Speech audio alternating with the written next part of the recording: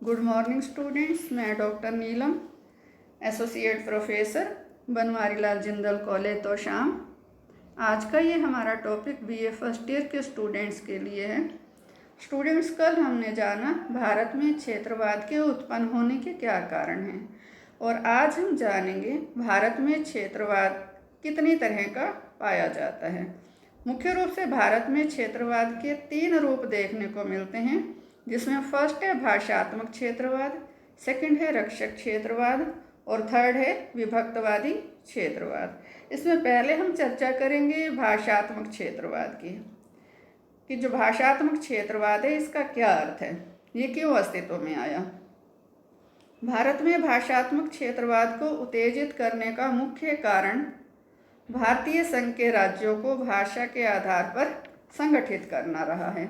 1956 में भाषात्मक आधार पर भारतीय संघ को 14 राज्य और 6 संघ क्षेत्रों में संगठित किया गया था। देश का राजनीतिक पुनर्गठन जब भाषा के आधार पर किया गया तो इस संगठन ने भाषात्मक क्षेत्रवाद को इतना अधिक उत्तेजित कर दिया कि देश के कई राज्यों में जो भाषाई अल्पसंख्यक थे, माने जिन भाषाओं को बोलने वाले लोगों की संख्या कम थी, भाषाई अल्पसंख्यकों ने अलग राज्य की मांग शुरू कर दी कि उनका भी भाषा के आधार पर एक अलग राज्य होना चाहिए। ऐसा ही एक आंदोलन बम्बई में हुआ, जिसके परिणाम स्वरूप 1960 में बम्बई का, जो वर्तमान में जिसको हम मुंबई के नाम से जानते हैं, इसका विभाजन हुआ और गुजरात और महाराष्ट्र 2 राज्य स्थापित हुए। इसी तरह का एक आंदोलन पंजाब में भी हुआ और परिणाम स्वरूप 1966 में पंजाब का भाषा के आधार पर पुनर्गठन कर दिया गया, जिसके अंतर्गत हरियाणा नाम का राज्य अस्तित्व में आया। तो ऐसे में भाषा के आधार पर राज्यों के संगठन के कारण कई राज्यों में जो क्षेत्रवाद भाषाई अल्पसंख्यकों द्वारा अलग राज्य की स्थापना की मांग के रूप में उभर कर आया, उसमें और भी कई उदाहरण हैं। जैसे वर्तमान में भी अब ठीक है कि मुंबई का विभाजन हो गया तो महाराष्ट्र और गुजरात बन गए, लेकिन यहाँ तक आंदोलन रुके नहीं, मांग रुकी नहीं। महाराष्ट्र में विदर्भ के राज्य के लिए अलग मांग उठ रही है, बिहार में मैथिली प्रदेश के लिए, असम में बोडोलैंड के लिए, जम्मू कश्मीर में डोगरा लैंड के लिए, उत्तर प्रदेश में बुंदेलखंड के लिए।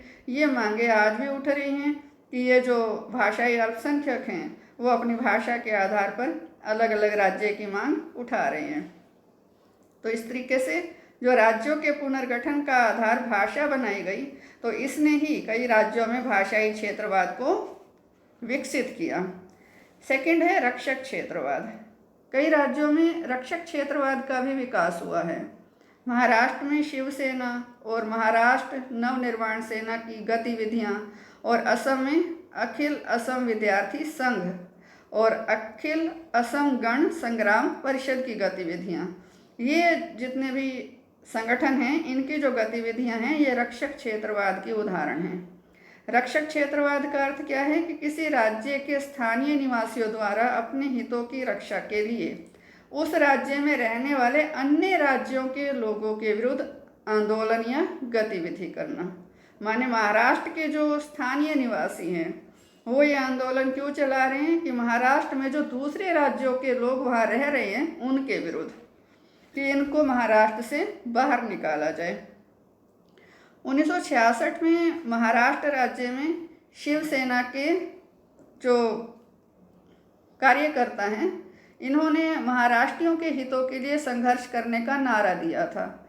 इस सेना ने 3 सूत्रीय कार्यक्रम दिया और कहा कि महाराष्ट्रीय केवल उन होटलों में जाएं जो महाराष्ट्रियों द्वारा चलाए जा रहे हैं, महाराष्ट्रियों से ही वो माल खरीदें, उनको ही माल बेचें, उनको ही किराए पर मकान दें। और ऐसे में इनका जो तीसरा नारा है वो ये था, महाराष्ट्रीय अपने कारखानों में केवल महाराष्ट्रियों को ही नौकरी पर लगाएं। माने बाहर का कोई भी व्यक्ति जो महाराष्ट्र में रहता है, ना तो उसके होटल में कोई खाना खाए, ना कोई उससे माल खरीदे, ना कोई उनको मकान किराए पर दे, और ना ही कोई उद्योगपति उनको नौकरी पर लगाए। तो ये जो संघर्ष महाराष्ट्र से शुरू हुआ, ये फिर धीरे धीरे और क्षेत्रों में भी शुरू होने लगा। तो इस तरह से जो इस तरह का जो संघर्ष है ये मुख्य रूप से भारत की एकता और अखंडता के विरुद्ध है। ये इस तरह का जो संघर्ष है फिर पश्चिम बंगाल में, तमिलनाडु में, बिहार में वहाँ भी शुरू हुआ कि वहाँ के जो राज्यों में स्थानीय निवासी थे वो भी अन्य राज्यों के लोगों को घृणा की दृष्टि से देखने लग गए, क्योंकि वो भी यही अनुभव करते थे कि इन लोगों के कारण उनके जो आर्थिक हित हैं वो सुरक्षित नहीं रहे, कि बाहर के लोग आकर उनके राज्यों में नौकरियां पा जाते हैं, बाहर के लोग आकर उन्हीं के राज्यों में उनसे अधिक अमीर बन रहे हैं। इस रक्षक क्षेत्रवाद को सम्मुख रखते हुए ही कई राज्यों में उस राज्यों के निवासियों को ही सरकारी नौकरियों पर लगाते समय और शिक्षण संस्थानों में प्रवेश के समय प्राथमिकता दी जाती हैं। ऐसी व्यवस्थाएं इन राज्यों ने अपने लेवल पर कर रखी हैं। थर्ड है विभक्तवादी क्षेत्रवाद। विभक्तवादी क्षेत्रवाद एक भयानक स्वरूप का क्षेत्रवाद है जिसका अर्थ है भारत संघ से अलग होने की मांग करना।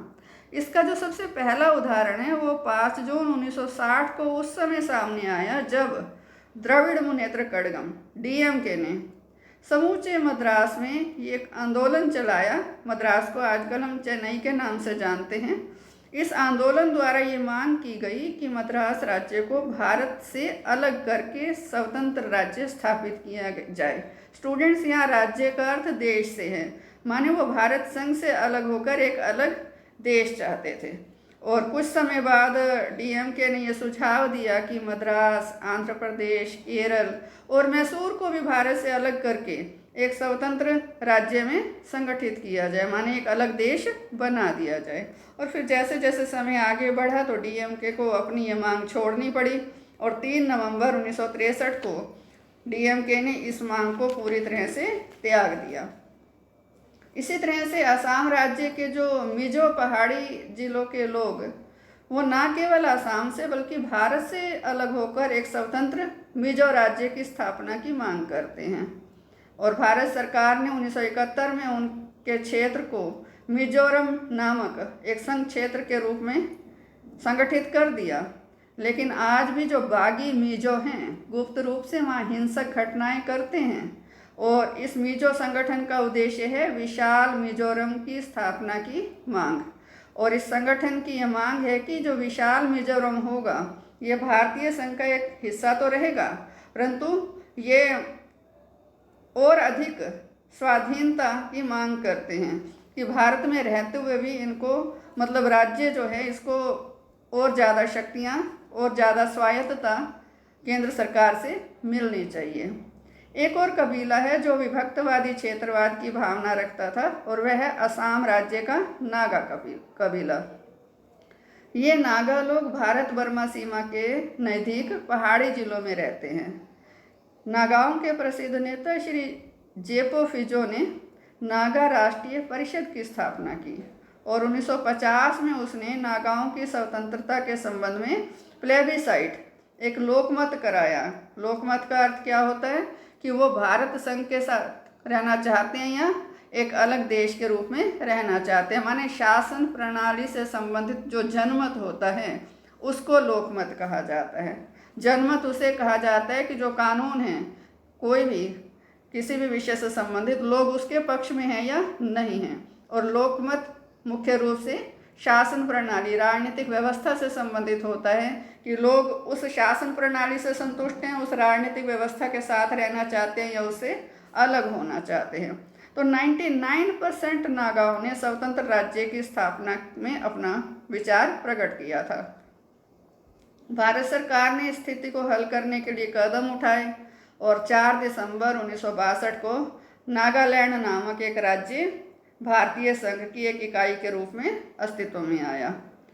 और अभी भी ये लोग गुप्त रूप से अपनी जो ये संगठन है बागी नागा हैं, क्योंकि ये भारत संघ से अलग होना चाहते थे लेकिन इनको मिला एक अलग राज्य भारत संघ के अधीन। तो ऐसे में अभी भी ये गुप्त रूप से जो अपनी कार्रवाइयाँ हैं वो करते रहते हैं। इसके अलावा एक और रूप क्षेत्रवाद का भारत में देखने को मिलता है, वो है अंतर्राज्यीय झगड़े। ऐसे में जो राज्य हैं, कुछ राज्यों में सीमाओं संबंधी विवाद है, जैसे महाराष्ट्र और कर्नाटक हैं, और कुछ राज्यों में जो अंतर्राज्यीय नदियां हैं, नदियों के जल बंटवारे से संबंधित झगड़े हैं कि अंतर्राज्यीय नदियां की कौन सा राज्य उस नदी से कितना पानी लेगा। इस तरह का एक झगड़ा पंजाब और हरियाणा में भी चल रहा है SYL के रूप में। और ये जो झगड़े हैं ये भी क्षेत्रवाद की भावना को ही दर्शाते हैं। तो ये जो क्षेत्रवाद की समस्या है इसका हल कैसे किया जा सकता है स्टूडेंट्स, इसका जो अध्ययन है हम कल करेंगे। धन्यवाद।